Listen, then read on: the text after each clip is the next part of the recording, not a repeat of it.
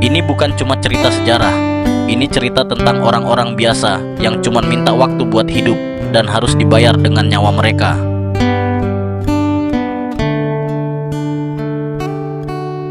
Chicago merupakan sebuah kota yang berdiri di atas kemajuan industri, namun dibangun dengan penderitaan. Kota ini kelihatan maju banget, tapi di balik itu realitanya brutal.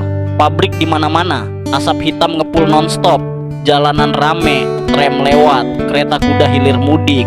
Tapi yang jadi mesin utamanya adalah manusia, pria, perempuan, bahkan anak-anak kerja tanpa henti di pabrik. Jam kerja 12-16 jam sehari, 6 hari seminggu. Gaji tipis, kadang nggak cukup buat hidup. Akhirnya muncul satu tuntutan yang simple tapi dalam. 8 jam kerja, 8 jam istirahat, 8 jam buat hidup. Kedengerannya basic banget kan? Tapi waktu itu bagi para pemilik pabrik itu adalah ancaman terhadap keuntungan mereka, sebuah tantangan berani terhadap tatanan sosial. Garis perlawanan pun dimulai.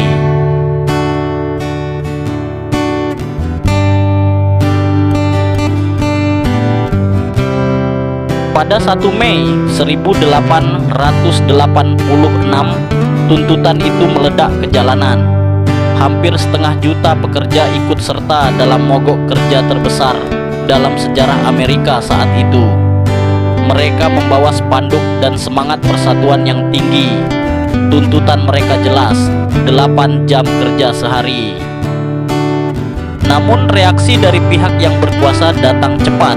Surat kabar menyebut mogok ini sebagai konspirasi asing, ulah kaum anarkis dan komunis. Elit bisnis maupun pengusaha panik.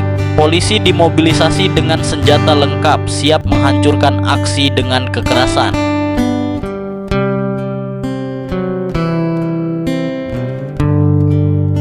Di depan pabrik McCormick Harvesting Machine Company, para buruh melakukan aksi demonstrasi dan bentrok dengan polisi.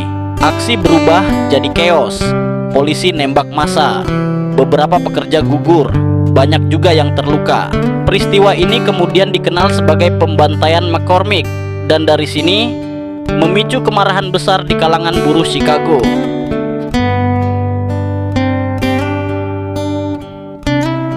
Besoknya, ribuan orang kumpul di Haymarket Square. Awalnya damai, orasi, tuntutan, semua masih kondusif.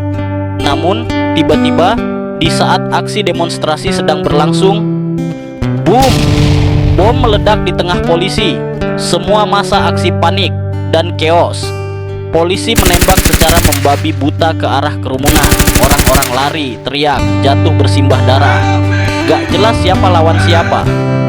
Akhirnya 7 polisi meninggal. Setidaknya 4 pekerja gugur, kemungkinan lebih banyak. Puluhan lainnya terluka. Dan peristiwa ini dikenal sebagai tragedi Haymarket. Setelah itu, penangkapan besar-besaran. 8 aktivis diadili tanpa bukti jelas. Hasilnya 7 dihukum mati, 1 dipenjara 15 tahun. Sebelum dieksekusi, salah satu dari mereka bilang, "Nanti akan ada waktunya di mana diam kami lebih keras dari suara yang kalian bungkam hari ini."